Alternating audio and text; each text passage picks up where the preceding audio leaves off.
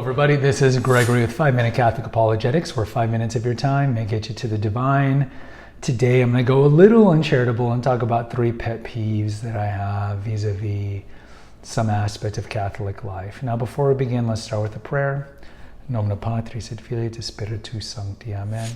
Gloria Patri et Filio et Spiritui Sancto, secutora in principio et nunc et semper et seculi seculorum. Amen. In nomine Patris et Filii et Spiritus Sancti. We do have an ongoing series, Liturgical Abuses That Drive Me Crazy, which I think is in a similar vein to this episode. But sometimes I just need to do a video, which is a little uncharitable and maybe a little admonishment to the 3 pet peeves that I have toward the people who do these things. So let's just get started. Number 1, and these are no particular order of gravity here, people who leave Mass early. Now, I remember a great homily that I heard years ago that chastised the congregation, and the priest said, who left the first Mass early? It was Judas. Do you want to be like Judas? And I love that just type of homilies because, as I mentioned in the episode 5 Reasons Why Men Are Leaving the Catholic Faith, is men typically respond to challenges. Men like sermons that kind of put them in their place. Now, some people would hate a homily like that because, of course, they do it. And have I ever left Mass early? Yes. In my 48 years of being a Catholic, yes, I've left early. It's been some time, though, since I've left early. And I would tell anyone who is thinking of leaving early or does make a habit of it, look, I get why you do it. You want to beat the traffic. You want to get out early. You want to go to your brunch early. But understand where you're at. Understand that we are in the holy sacrifice of the Mass. And understand, too, that it's a sign of disrespect to leave before the priest gives the final blessing, because the holy sacrifice of the Mass is not over.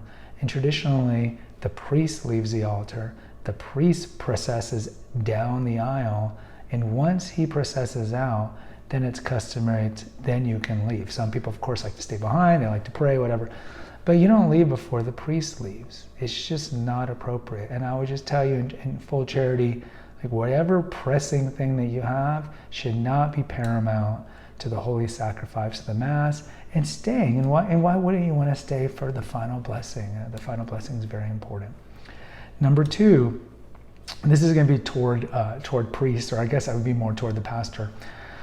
Not having a crucifix on the altar or near the altar. Now, according to the general instruction of the Roman Missal, the germ, and we've talked about the germ on the episode about the prayer of Oren during the Our Father, how there's a certain rubric that's used by priests on what they're supposed to do, what they're supposed to say during the Mass.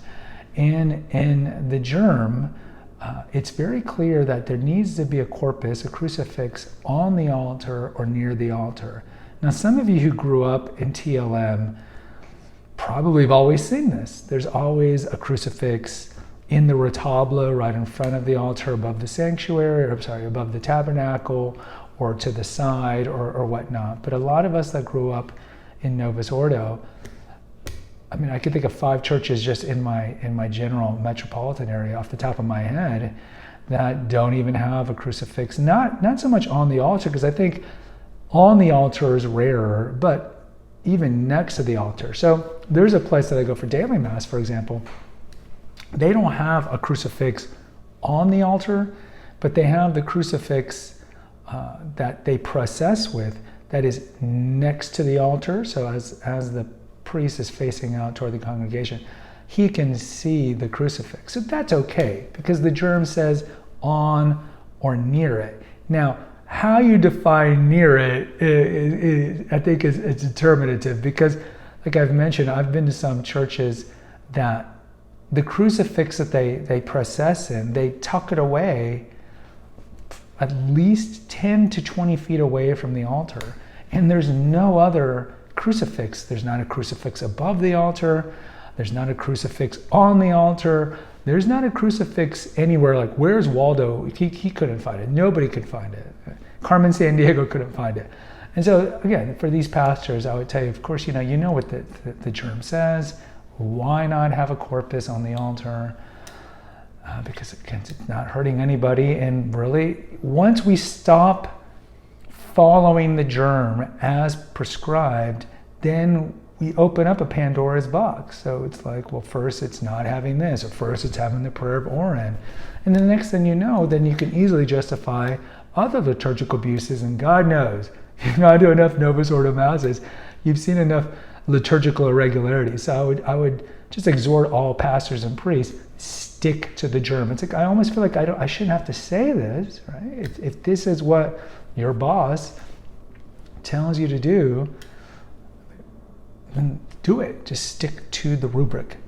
And the last one is probably the one that affects me the most. And this is going to be people that are in line for confession, who know they're going to have a long confession and don't have any sensitivity to the people behind them. Now, I get it. Look, there's a lot of people who haven't gone to confession for a year, for 5 years. They're in line. First come, first serve.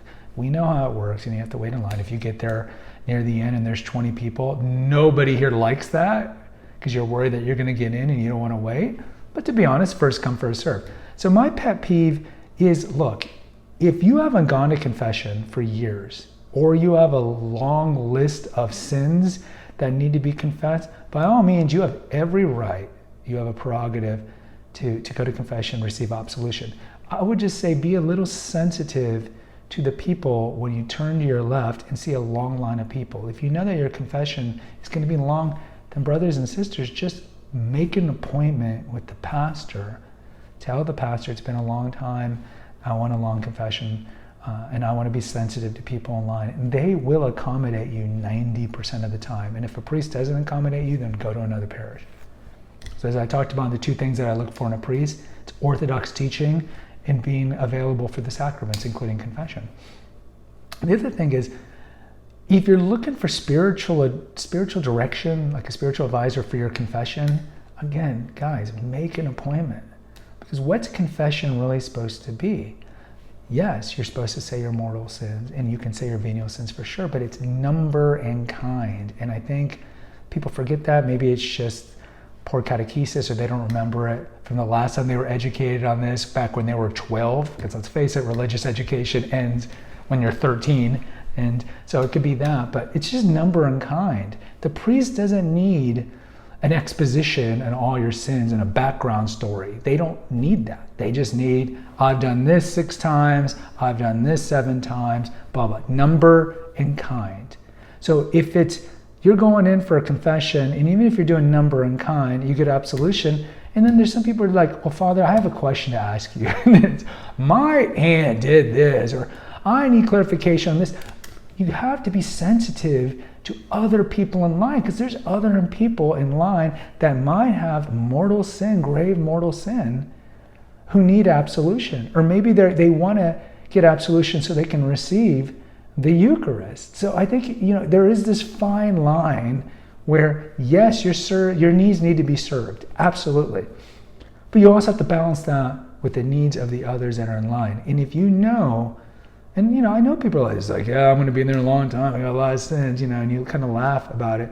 But honestly, let's be sensitive. Just make an appointment, then you can take your time with the confession that you're doing with the priest, and he'll listen to you, and he can give you spiritual advising, or refer you to somebody who does spiritual advising in the parish.